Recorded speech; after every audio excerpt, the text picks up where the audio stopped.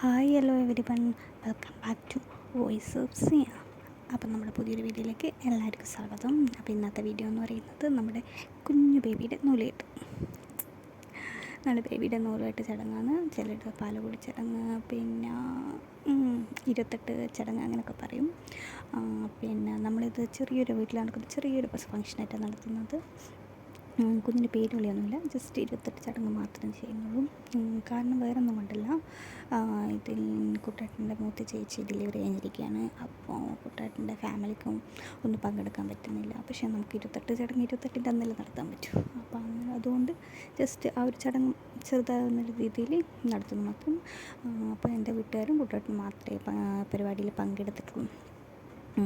എൻ്റെ ഡെലിവറി കഴിഞ്ഞിട്ട് 14 ദിവസം കഴിഞ്ഞിട്ടായിരുന്നു ചേച്ചിയുടെ ഡെലിവറി. അപ്പോൾ ചേച്ചി കുട്ടേട്ടൻ അമ്മ ഈ ചേച്ചിയുടെ വീട്ടിലാണ്, അച്ഛനും അമ്മയും അവിടെയാണ്.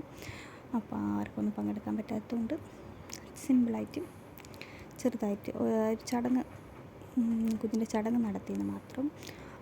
പിന്നെ നമ്മളതുകൊണ്ട് പേര് നെയിമിങ് സെറമണി ഒന്നും വെച്ചിട്ടില്ല, ജസ്റ്റ് ചരട് കെട്ടാൻ മാത്രം. അപ്പം നമ്മളിവിടെയൊക്കെ 28ൻ്റെ അന്നാണ് കുഞ്ഞിനെ കണ്ണെഴുതുക, വളയിട്ട് കൊടുക്കുക, അങ്ങനെയുള്ള പരിപാടിയൊക്കെ ചെയ്യൽ. ചില സ്ഥലങ്ങളിൽ കുഞ്ഞ് ജനിച്ചതിൻ്റെ പിറ്റേന്ന് 3 ദിവസം കഴിഞ്ഞാൽ കണ്ണെഴുതൊക്കെ കൊടുക്കും. നൂലുകെട്ട് മാത്രം പിന്നെ 28ൻ്റെ അന്ന് ചെയ്യുന്ന അങ്ങനെയൊക്കെയാണ്. പക്ഷെ നമ്മളെടുക്കാം എല്ലാം ഒന്നിച്ച് 28ൻ്റെ അന്നാണ് ചെയ്യുക. അപ്പോൾ ആദ്യം എന്ന് വെച്ചാൽ കുഞ്ഞിന് പാല് കൊടുത്തിട്ടായിരുന്നു സ്റ്റാർട്ട് ചെയ്തത്. ആദ്യം എന്ന് വെച്ചാൽ അച്ഛനും അമ്മമ്മയും അച്ഛനും പിന്നെ അവളെ ചേട്ടനും ചേച്ചിയും ഒക്കെ കൊടുത്ത്, അതിനുശേഷം ഞാൻ കുട്ടേട്ടനും ഞാനോ പിന്നെ കൊടുത്തു. അവർ രണ്ടാളും ഭയങ്കര എക്സൈറ്റ്മെൻറ്റിലായിരുന്നു. എപ്പോഴാണ് ഉണ്ണിയാവ് പുറത്തേക്ക് വരിക, ഒരു നമ്മൾ റൂമിലാണല്ലോ, റൂമിൽ നിന്ന് എപ്പോൾ വരിക എപ്പോഴാണ് വരിക എന്നിങ്ങനെ വെയിറ്റ് ചെയ്ത് നിൽക്കുമായിരുന്നു. അപ്പോൾ രണ്ടാളും ഭയങ്കര എക്സൈറ്റഡ് ആയിരുന്നു ഈ പരിപാടിക്ക്. ആൻറ്റിയും ഉണ്ണിയാവിനി പുറത്ത് കിട്ടുമല്ലോ, സോഫമിൽ എപ്പോൾ വരിക, എപ്പോഴാണ് പുറത്ത് പോകാൻ പറ്റുക, ഇങ്ങനെയുള്ള ഭയങ്കര വെയിറ്റിങ്ങിലായിരുന്നു. നമ്മളെ പുള്ളിക്കാരിയാണെങ്കിൽ ഭയങ്കര നോക്കാൻ ഇത്രയില്ലായിരുന്നു. അമ്മമ്മൊക്കെ മാക്സിമം ട്രൈ ചെയ്തു ആളെ എണീപ്പിക്കാൻ, ബട്ട് നോ, ആന കുത്തിയാലും ഞാൻ എണീക്കുന്ന ഭാഗത്തിലായിരുന്നു നമ്മുടെ പുള്ളിക്കാരി ഉണ്ടായിരുന്നത്.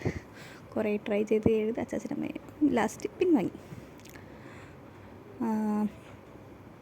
പിന്നെയെന്ന് പറയാൻ വേണ്ടിയിട്ട് നമ്മൾ അവിടെ ഒരു കലം നിർത്തിച്ചില്ല. അതെന്ന് വെച്ചാൽ നമ്മൾ 28 ദിവസം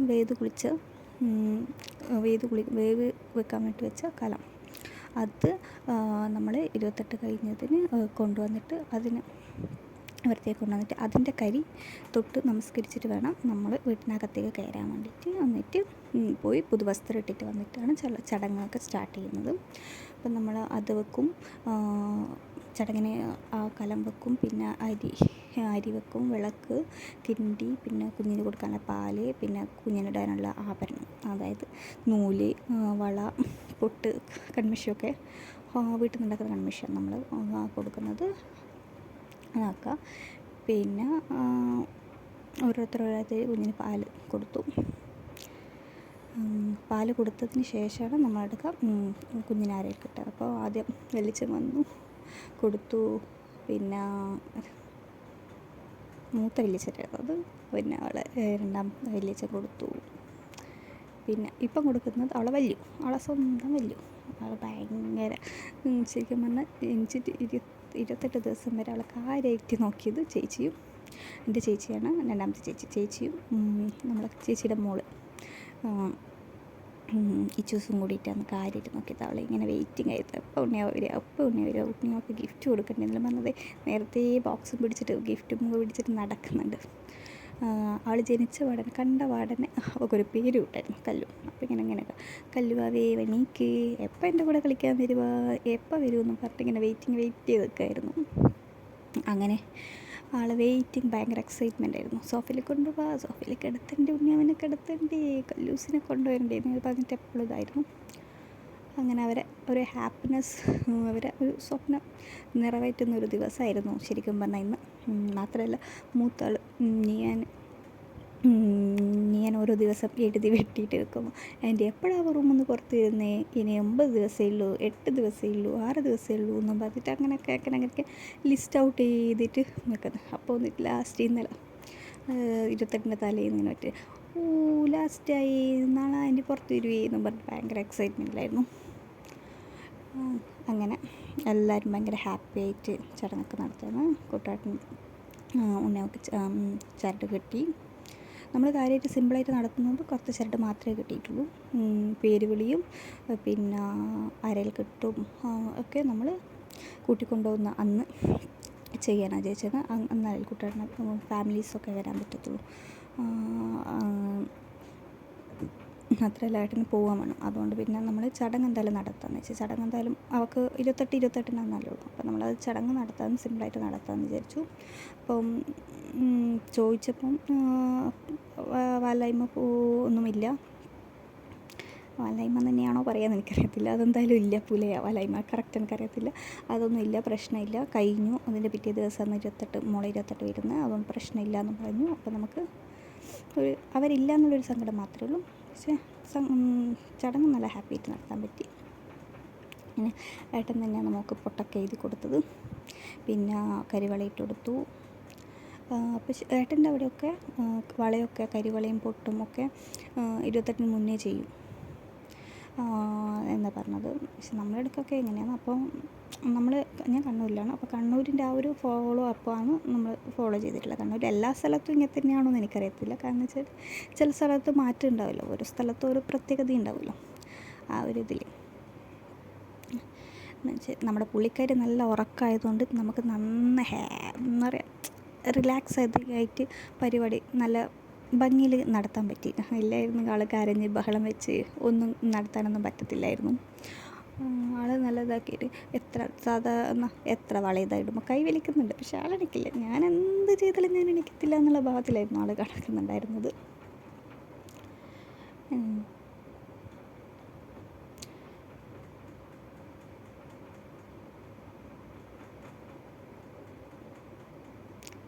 അങ്ങനെ കുട്ടാട്ടൻ അവൾക്ക് പൊട്ടെയ്തി വളയിട്ട് കൊടുത്തു. ഇനി നെക്സ്റ്റ് എന്ന് പറയുന്നത് എൻ്റെ കല്ല് പരിപാടിയാണ്. അവിടെ ഒരുക്കിയെടുക്കും. അപ്പം ചില ആൾക്കാരൊക്കെ മുന്നേ ഇത് കരി തൊട്ട് ഇതാക്കി കഴിഞ്ഞാൽ അവിടുന്ന് റൂമിൽ നിന്ന് തന്നെ കുഞ്ഞിനെ ഒരുക്കിയിട്ടാണ് ചടങ്ങിലിരുത്തുക. പക്ഷെ നമ്മളെന്ന് വെച്ചാൽ ചടങ്ങിൻ്റെ അവിടെ നിന്ന് തന്നെ ഒരുക്കുക എന്നുള്ളത്. കാരണം 28-ന് 5 അടച്ച് ചെയ്യുന്നതെന്ന് പറയുമ്പോൾ അവിടെ നിന്ന് തന്നെ ഒരുക്കുന്നതായിരിക്കില്ലേ കുറച്ചും കൂടി ബെറ്റർ എന്നുള്ള രീതിയിൽ അവിടെ നിന്ന് തന്നെ ഒരുക്കുക എന്നാണ് തീരുമാനിച്ചത്. റൂമിൽ നിന്ന് വെച്ചിട്ടില്ല. വിളക്കിന് മുമ്പിൽ പ്രാർത്ഥിച്ചുകൊണ്ട് തന്നെ അവിടെ നിന്ന് തന്നെ ചടങ്ങ് ഇതാക്കി. അപ്പോൾ അവിടെ നിന്ന് എൻ്റെ കലാരുകളാണ് പൊട്ട് കണ്ണെഴുതി പിരിക്കൊക്കെ ഇട്ട് കൊടുത്തു. ആൾ ഉറങ്ങുന്നതുകൊണ്ട് അത് നല്ല സൂപ്പറായിട്ട് നടത്തി. ഇല്ലെങ്കിൽ മൊത്തം ഫ്ലോപ്പായി. കണ്ണെഴുതും എനിക്കൊരു ചെറിയൊരു പേടി ഉണ്ടായിരുന്നു ഫസ്റ്റ് ടൈം ചെയ്യുന്നതുകൊണ്ട്. ഞാൻ അവിടെ നിന്ന് ആരെങ്കിലും വരുമോ എന്നല്ല ചോദിച്ചിട്ടുണ്ടായിരുന്നു. പക്ഷേ കുഴപ്പമില്ല. അച്ഛൻ വന്നിട്ട് തല അവളിങ്ങനെ ചെയ്താക്കുന്ന അച്ഛൻ ശരിക്കും കൂടി ചെന്നപ്പോൾ അതങ്ങ് സെറ്റാക്കി. പിന്നെ കണ്ണിൻ്റെ അകത്തേക്കൊന്നും ജസ്റ്റ് ഒരു പേരിനൊരു കണ്ണെഴുത് മാത്രമാണല്ലോ, വലിയ കുഴപ്പമില്ലാണ്ട് അങ്ങനെ ചെയ്ത്. അവിടെ നിന്നിട്ട് എന്നോട് നിന്ന് പറയുന്നുണ്ടായിരുന്നു, ഞാൻ ഈ ദിവസം പറയുന്നുണ്ടായിരുന്നു, എൻ്റെ ഒന്ന് പെട്ടെന്നാക്ക് ഉണ്ണിയാവൊക്കെ ഗിഫ്റ്റ് കൊടുക്കണം. അവരെ അനിയത്തിക്കുട്ടിക്ക് ഗിഫ്റ്റ് കൊടുക്കാനുള്ള ഭയങ്കര എക്സൈറ്റ്മെൻറ്റിലായിരുന്നു. എന്നിട്ട് വേണം ഗിഫ്റ്റെല്ലാം കൊടുത്തു കഴിഞ്ഞാൽ ആളെ കിട്ടിയാലല്ലേ അവർക്കും നടക്കാനും ഫോട്ടോ എടുക്കാനും ഒക്കെ കഴിയൂ. ഇത്രയും നാൾ അകത്തല്ലേ, പുറത്ത് കാഴ്ച കാണിച്ചു കൊടുക്കണ്ടേ, പുറത്തിരുത്തണ്ടേ, ഹാളിലിരുത്തണ്ടേ, മുറ്റത്ത് കൊണ്ടുപോകണ്ടേ, ഭയങ്കര ഫുൾ എക്സൈറ്റ്മെൻറ്റിലായിരുന്നു 2 പേരും. അങ്ങനെ ഞാൻ എൻ്റെ കലാപരികളും എല്ലാം കഴിച്ചു. അതിന് ശേഷം ഓരോരുത്തരായിട്ട് ഗിഫ്റ്റൊക്കെ കൊടുക്കുന്ന ഫസ്റ്റ് തന്നെ നമ്മുടെ ഇച്ചൂസ് വെയിറ്റിംഗ് ലിസ്റ്റ് നമുക്ക് ക്ഷമയില്ലായിരുന്നു, ഓടി വന്ന് കൊടുത്ത്. എന്നിട്ട് ഞാൻ ചോദിക്കുന്നുണ്ട് എന്താ കൊണ്ടുവന്നേ അവൾക്ക്. അപ്പോൾ അവൾ പറഞ്ഞു ഉടുപ്പാന്ന് തന്നെ വന്ന് കൊണ്ടുവന്നു കൊടുത്തു. അവൾ തുറന്ന് കാണിച്ചൊക്കെ തരുന്നുണ്ട്. ഇതിട്ട് കൊടുക്കണേ ആൻറ്റി എന്നൊക്കെ പറഞ്ഞ് കുറേ ഇന്ന് വൈകിട്ട് മുതലേ വാങ്ങിക്കൊണ്ടുവന്നതിൻ്റെ അപ്പം മുതലേ പറയുന്നുണ്ട് ഉണ്ണി അവൾക്ക് ഡ്രസ്സ് ഇട്ട് കൊടുക്കുക എന്നൊക്കെ പറയുന്നുണ്ടായിരുന്നു. അപ്പോൾ നാളെ ചടങ്ങിൽ കൊടുക്കാമെന്ന് പറഞ്ഞ് സമാധാനിപ്പിച്ചിട്ടാണ് നാളെ എത്തിച്ചത്. നാളെ കൊടുത്തതിന് ശേഷം അമ്മ ഗിഫ്റ്റ് എടുക്കാൻ തുടങ്ങി. നമ്മൾ പിന്നെ വലിയ ചടങ്ങില്ലാത്തതുകൊണ്ട് എന്താ പറയുക നമുക്ക് പറ്റുന്ന എന്തും ഗിഫ്റ്റ്, അങ്ങനെ ഇന്ന ഗിഫ്റ്റ് എന്നൊന്നുമില്ലായിരുന്നു. പിന്നെ അമ്മ അവൾക്കൊരു ഗോൾഡിൻ്റെ ചെറിയൊരു മോതിരം ആണ് കൊടുത്തത്. അത് ഓരോരുത്തരുടെ ഇഷ്ടം. കാരണം അങ്ങനെ ഗിഫ്റ്റിന് അങ്ങനെയൊന്നും പറയേണ്ട ആവശ്യമൊന്നുമില്ല. ഗിഫ്റ്റ് എന്തായാലും ഗിഫ്റ്റ് തന്നെയല്ലേ. പിന്നെ അതടുത്തത് ചേട്ടൻ വരുന്നുണ്ട്. ചേട്ടൻ ഫുൾ സെറ്റപ്പായിരുന്നു. ചേട്ടൻ ടൂറിനൊക്കെ പോയിട്ട് ടീച്ചേഴ്സിനോട് പറഞ്ഞു എൻ്റെ ഉണ്ണിയാവ് ജനിച്ചിട്ടുണ്ട്, ഉണ്ണിയാവക്ക് ഗിഫ്റ്റ് കൊടുക്കണം, സാധനം വാങ്ങണം എന്ന് പറഞ്ഞിട്ട് അവനെ ടൂറ് പോയെടുക്കുമെന്ന് പറഞ്ഞിട്ട് 2 അനിയത്തിമാർക്കും വേണ്ടിയിട്ട് ക്ലിപ്പും വളയും ഒക്കെ വാങ്ങിച്ചു വന്നതിന് പ്രത്യേകം പറഞ്ഞിട്ട് കരിവളയും അവൻ വാങ്ങിച്ചിട്ട് വന്നിട്ടുണ്ടായിരുന്നു. അപ്പോൾ ഹെയർ ക്ലിപ്പൊന്നും അവൾക്ക് കുത്താനാവത്തില്ലല്ലോ, അതുള്ള എന്നിട്ട് അവൻ അവളെ വാവക്ക് കൊടുത്തു, അതായത് ഇച്ചൂസിനടുത്ത്. അത് പറയുന്നുണ്ടായി 4 എണ്ണം ഇച്ചൂസിന് 4 എണ്ണം ഉണ്ണിയവക്ക് വേണ്ടിയിട്ടാണെന്ന് പറഞ്ഞിട്ട് കൊടുത്തു. അപ്പം പറഞ്ഞ് ഉണ്ണിയവക്ക് ഇപ്പോൾ ഒന്നും വേണ്ടല്ലോ, നമുക്ക് പിന്നെ വാങ്ങിച്ചു കൊടുക്കാമെന്ന് പറഞ്ഞിട്ടാണ് ഫുള്ളായിട്ട് ഇച്ചൂസിന്. കാരണം ഇച്ചൂസിന് ഏട്ടൻ കൊടുക്കുന്ന എല്ലാം അവൾക്ക് വേണം. അവളെ ഏട്ടൻ ഉണ്ണിയവൻ്റെ ഏട്ടനായിട്ട് അവളെ അക്സെപ്റ്റ് ഇല്ല. ഉണ്ണിയവൻ്റെ ഏച്ചിയാണ് അവൾ, പക്ഷേ ഉണ്ണിയവൻ്റെ ഏട്ടനായിട്ട് അക്സെപ്റ്റ് ഇല്ല. ഏട്ടൻ അവളെ മാത്രം ഫുള്ള് അവൾക്ക് വേണമെന്ന് പറഞ്ഞിട്ട് കുറച്ചൊരു അലമ്പാക്കിയായിരുന്നു. അവസാനം അതങ്ങ് കൊടുത്തു. എന്ന് വെച്ചാൽ ഇവ കുഞ്ഞിയല്ലേ, പിന്നെയും വാങ്ങിച്ചു കൊടുക്കാമല്ലോ പറഞ്ഞ് അവനൊക്കെ ആയിരുന്നു. അവൾക്കായിരുന്നു ഭയങ്കര മീൻസ് അനിയത്തി കുട്ടി വേണമെന്ന് ഭയങ്കര ഇതായിരുന്നു. സമ്മതിച്ചില്ല. അനിയനും അനിയത്തി ആയാലും കുഴപ്പമുണ്ടോ എന്ന് ചോദിക്കുമ്പോൾ അവൾ സമ്മതിച്ച് തന്നിട്ടില്ലായിരുന്നു. അനിയത്തി തന്നെ വേണമെന്ന് പറഞ്ഞിട്ട് വാശിയായിരുന്നു. അവൾ ആഗ്രഹം പോലെ അനിയത്തി കുട്ടി തന്നെ കിട്ടി. ഞാനാണെങ്കിൽ അനിയനെ വേണമെന്നായിരുന്നു ആഗ്രഹം.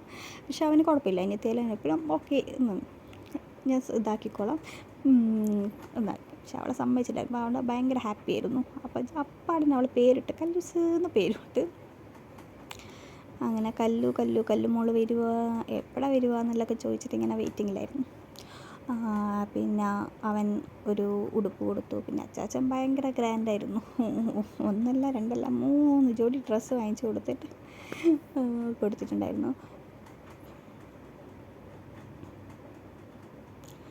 അതെ, നമ്മുടെ കുഞ്ഞിസ് നമ്മളെ ഇച്ചൂസ് വന്നിട്ട് അത് ഷൂ ഒക്കെ വാങ്ങിക്കൊടുത്തിട്ട് പിന്നെ നമുക്ക് നടക്കാനാകുമ്പോൾ ഷൂ ഇടണ്ടേ എന്നും പറഞ്ഞിട്ട് ഷൂ ഒക്കെ കൊടുത്തിട്ടുണ്ട്. പിന്നെ വലിയച്ഛൻ്റെ വക ഗിഫ്റ്റ് കൊടുത്തു.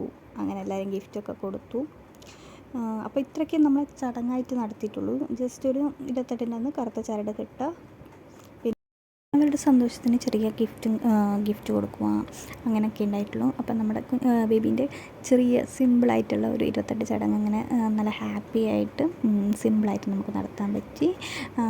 പിന്നെ നമ്മളെല്ലാവരും കൂടി സദ്യ കഴിച്ചു. പിന്നെ നമ്മളെല്ലാം ഫാമിലിയായിട്ടും സിംഗിളായിട്ടും കുറച്ച് ഫോട്ടോസും അതൊക്കെ എടുത്ത് അപ്പോൾ ഞാനിതിൽ ആ ഫോട്ടോസൊക്കെ ഉൾപ്പെടുത്തിയിട്ടുണ്ട്. അപ്പോൾ അത്രയൊക്കെ ഉള്ളൂ. പുതിയൊരു വീഡിയോ ആയിട്ട് ഉടനെ വരാം. ബൈ.